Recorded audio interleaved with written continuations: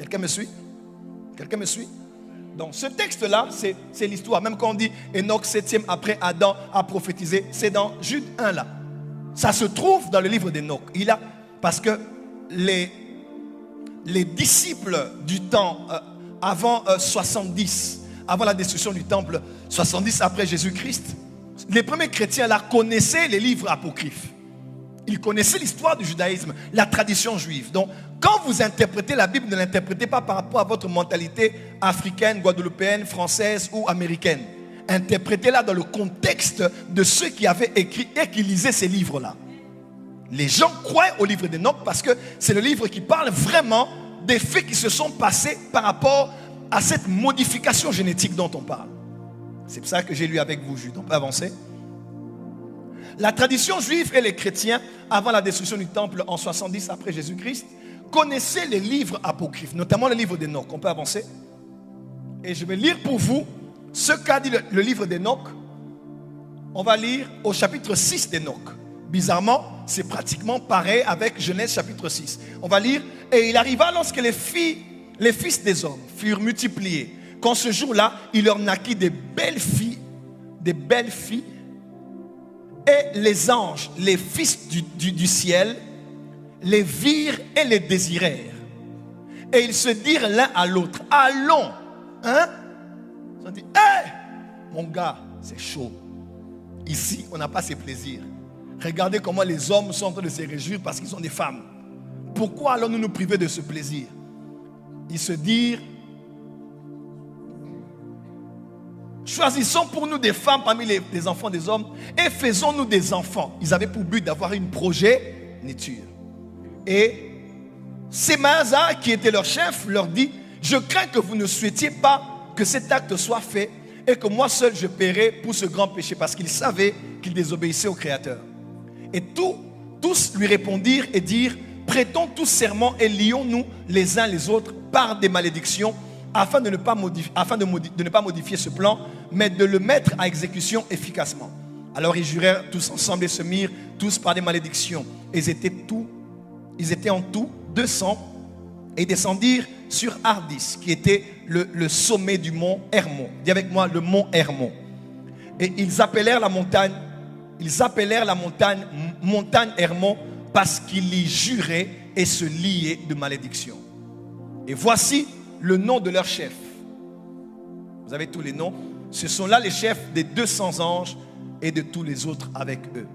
Dis avec moi, ils étaient à 200 sur le mont Hermon.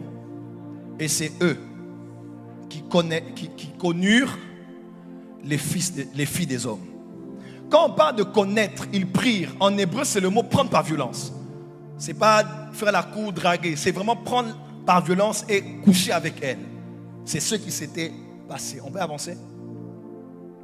Notez, ces 200 anges sont appelés les veilleurs ou les observateurs. On peut rester là. Dans le livre d'Enoch et dans d'autres livres, on les décrit comme étant les veilleurs ou les observateurs. Vous savez, quand nous suivons France 24, nous avons une rubrique qu'on appelle les observateurs. C'est avec l'insigne d'un œil, parce que ce sont des yeux qui assurent toute la terre, qui prennent des éléments de tout ce qui se passe de la vie sociale, culturelle, de l'actualité, et qui envoient à la base et qui diffusent finalement cela pour faire part au monde de ce que les yeux ont vu. Croyez-moi, du haut des cieux, Dieu a aussi des observateurs. On parle des 7 yeux de l'Éternel qui parcourent toute la terre. Dieu a des yeux partout. Dieu voit tout. Et il y a des êtres qui travaillent pour lui apporter un rapport. Un jour, quelqu'un m'a posé la question en disant, c'est une question forte, et c'est un enfant qui m'a posé la question. L'enfant dit, mais prophète, si Dieu est partout, pourquoi il a besoin d'être représenté? S'il est partout, pourquoi a-t-il besoin d'un représentant? Mais il n'a qu'à se dévoiler, à dire ce qu'il pense, ce qu'il veut. Pourquoi a-t-il besoin d'un représentant? Parce que Dieu a décidé qu'il en soit ainsi. Il était seul, mais il a commencé à créer. Sa première création était une création angélique. Il a créé des êtres. Il a créé des esprits. Et ici, j'aimerais vous dire, tous les êtres que Dieu a créés ne sont pas tous des anges. Le mot ange est un mot utilisé comme on parle de pasteur. Vous savez, quelqu'un peut être prophète, mais on l'appelle pasteur. Quelqu'un peut être évangéliste, mais on l'appelle pasteur. Quelqu'un peut être prophète, mais on l'appelle pasteur. Ou bien on l'appelle homme de Dieu. C'est un terme général, générique, qui permet d'identifier les gens d'un certain ordre, d'une certaine fonction. C'est pour ça qu'on les appelle tous anges. Mais à vrai dire, tous les esprits que Dieu a créés ne sont pas des anges. Les 24 vierges ne sont pas des anges. Les 4 êtres vivants ne sont pas des anges. Oh, comment? Qui sont les anges? Ce sont des esprits, on précise. Ce sont des esprits au service de Dieu, spécificité. L'ange n'est pas la nature d'un être. L'ange, c'est la mission d'un être. Amen. Non, tu ne m'as pas entendu. Le mot ange n'est pas la nature d'un être que Dieu a créé. C'est la fonction. It's a job description. C'est ce qu'il fait. C'est un angelos, un messager. Il apporte des messages. Quelqu'un m'entend? Par des actes ou par la parole. Mais c'est un messager. Est-ce que ça passe ou ça casse? Ça passe. Je repose ma question. Est-ce que ça passe ou ça casse? Ça passe en cassant. On peut manger la nourriture des aigles ici. Amen. Voilà, donc le problème c'est que ces êtres-là avaient été descendus sur le mont Hermon. Et il y a un vortex qui s'est ouvert, un portail spirituel qui s'est ouvert. Les esprits qu'il y avait dans les cieux ont décidé de prendre des filles des hommes. Certainement parce que, 1, ils n'avaient pas le privilège d'avoir des femmes comme les fils des hommes. 2, ils n'avaient pas la grâce d'avoir la progéniture comme les fils des hommes. 3, parce qu'ils n'avaient pas le pouvoir de dominer sur la terre comme les fils des hommes. Dieu avait donné à Adam et à sa descendance de dominer sur la terre. Eux, ils ont dit non, nous allons changer des choses. Alors, pour ne pas aller en ordre éparpillé, bien qu'on s'est tous décidés, on doit se lier par des imprécations et des malédictions afin que personne ne se désengage. 200 ils étaient. Voilà pourquoi vous devez savoir, il n'y a pas eu une seule rébellion au ciel. Voilà, vos pasteurs ne vous le diront pas, je vais aller plus loin. Yes, sir. Il n'y a pas eu une seule rébellion au ciel. Et il se peut même que jusqu'à aujourd'hui, il continue à avoir des rébellions. Ah. Nos pasteurs ont eu peur de nous dire, ils ont dit, les anges n'ont pas de sentiments, les anges n'ont pas de volonté. C'est faux. C'est faux. C'est faux. Les anges ne sont pas téléguidés. Non. Ceux qui se sont rébellés ont la même volonté que ceux qui sont restés. Dans Job, je le dirai dimanche prochain, on dit, Dieu trouve les cieux impurs et Dieu n'a pas confiance en ses anges. Oui, Dieu n'a pas confiance en ses anges parce que jusqu'à aujourd'hui même, il est très possible qu'il y ait des anges qui continuent à se rébeller aujourd'hui. Voilà pourquoi n'aie pas peur pour ceux qui te quittent. Ils ont quitté Dieu, il est resté Dieu. Ils vont te quitter, tu resteras toi. Amen. Et personne ne prendra ta place. Amen. Dis amen que j'avance très fort. Amen, avance prophète. Dans ces êtres-là, maintenant je vais entrer, on va commencer à monter. On peut monter? Monte prophète. On peut monter. Lève la main droite, dis montons, montons, montons. Montons. Allez, on y va. Job 15:15. Si Dieu n'a pas confiance en ses saints, une autre version dit ses anges. Si les cieux ne sont pas purs devant lui, même les cieux là ne sont pas purs devant Dieu. Les êtres qui y sont, Dieu n'a pas confiance. Une autre version dit en ses anges. Job 4:18. Si Dieu n'a pas confiance en ses anges, votre version certainement le dit. S'il trouve de la folie chez les anges, voilà, on le dit encore. Dieu trouve la folie chez les anges. Dieu n'a pas confiance aux anges, mais il a confiance en toi.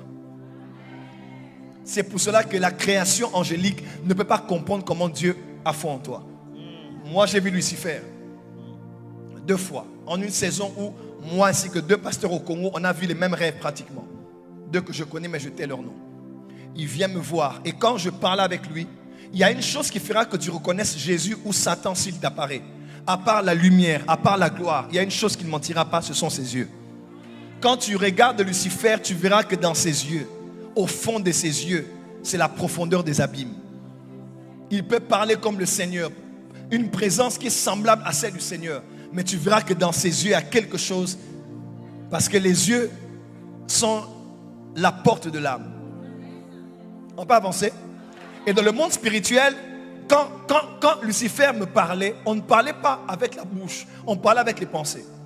Remarque bien, chaque fois que tu as rêvé que quelqu'un te parlait, ou surtout qu'un ange t'est apparu, ou que Jésus t'est apparu, tu ne me diras jamais que tu as vu sa bouche en train de remuer quand il te parlait. N'est-ce pas? Parce que dans le monde des esprits, on ne parle pas avec la bouche, on parle par les pensées, on parle par télépathie. Amen. Parce que de la même manière, la bouche émet des sons qui permettent d'être identifié comme la foi. Dans le monde spirituel, tu n'as pas besoin d'ouvrir la bouche. Ce sont tes pensées qui sont la bouche. Amen. Voilà pourquoi la vraie prière, ce n'est pas ce que tu dis. Yes. La vraie prière, c'est ce que tu penses. Pense. Amen. Dieu n'exauce pas ce que tu dis. Yes. Dieu exauce ce que tu penses. Amen. Psaume 139, la parole n'était pas encore montée. Yes. Que toi, tu la connaissais. Connaissais. L'ange a dit à Daniel, il a dit à Daniel, Daniel, calme-toi. Le jour seulement où tu as eu l'intention, j'ai été envoyé. Yes. Que Dieu exauce tes intentions. Amen. Que Dieu exauce tes pensées priantes. Amen. Que Dieu exauce ce que tu demandes dans tes pensées. Amen. Voilà Yes. pourquoi les hommes spirituels ne supportent pas beaucoup l'urbanisation. Les hommes spirituels aiment la nature parce que le premier homme spirituel, Adam, a vécu dans la nature. Yes. Ne doit-on pas avoir une ville, une cité? Oui. Mais le problème avec la concentration, c'est que quand tu es dans le monde spirituel, que tu es dans la ville, là où il y a une grande démographie, plus il y a des gens, plus ils émettent des fréquences avec leurs pensées qui saturent l'atmosphère. Avance, professeur. Voilà pourquoi quand tu veux prier, entre dans ta chambre. Amen. Retrouve-toi seul et ferme la porte. Amen. Est-ce que je peux parler à quelqu'un qui est ici? Parle, prophète. Ça fait 3 ans, à nous qu'à 2021 je pense. J'étais avec un ami de la présidence qui est venu à la maison. On parlait. Pendant qu'on parlait, il devait partir. J'entre dans ma chambre pour aller prêcher. Je vois un être spirituel, je tais le nom, un être spirituel sur mon lit en train de flotter comme de léviter. Et il m'a parlé, il m'a expliqué ce mystère. Il m'a dit que vos pensées sont des paroles dans le monde spirituel. Voilà pourquoi je peux prier en parlant. Je peux prier aussi en pensant. Proverbe 31, il est écrit, elle pense à un chant et elle acquiert. Elle n'a pas parlé du chant, elle a pensé au chant. Que Dieu te donne au-delà de ce que tu as demandé et pensé. Amen. Il est écrit, au-delà de ce que nous demandons et nous imaginons. Je dis que Dieu te l'accorde. Les pasteurs vous diront non, on vous prêche le New Age, la visualisation, l'imagination. L'imagination n'est pas diabolique. L'imagination est une capacité créatrice que Dieu a donnée à l'homme. En anglais, c'est simple. Image in. Imagination. Image in. Dis avec moi, image de l'intérieur. De l'intérieur. Dans Jacques 1, il est écrit que celui qui doute n'imagine même pas que Dieu lui donnera quelque chose. Amen. En d'autres termes, si quelqu'un doute, qu'il n'imagine pas. Mais si quelqu'un croit, qu'il imagine. Imagine. Amen. Oh, si quelqu'un croit, qu'il fasse quoi? Qu'il imagine. Marc 11, verset 23 à 24. Si vous demandez quelque chose en mon nom, croyez que vous l'avez reçu et vous le verrez s'accomplir. Croyez et vous le verrez. Mais en grec, on ne dit pas croyez, on dit voyez. Donc en grec, ça veut dire voyez que vous l'avez reçu et vous le verrez s'accomplir. En d'autres termes, tu dois voir 2 fois. Amen. Si tu ne vois pas la première fois, tu ne verras pas la deuxième fois. Amen. Si tu ne vois pas tes appartements la première fois, tu ne les verras pas. Yes, c'est pas la seconde fois. Si tu ne vois pas ton mari la première fois, tu ne le verras pas là. Seconde fois. Le mal, c'est que beaucoup de chrétiens, tout ce qui ressemble au New Age, on a rejeté ça. Parce qu'on a peur d'être confondus. Les principes spirituels, des fois, sont les mêmes. Les uns l'utilisent pour les ténèbres, les autres de la lumière. Moi, j'imagine. Moi, je visualise. Moi, je vois. Hein? Ma femme, là, je l'ai vue. Regardez la jalousie qu'il y a dans cette salle. Ah. On va pas la vue. Si tu ne vois pas, tu ne verras pas. Yes. Dis à ton voisin, que vois-tu? Que vois-tu, Maintenant, dis voisin? à ton voisin ce que tu vois.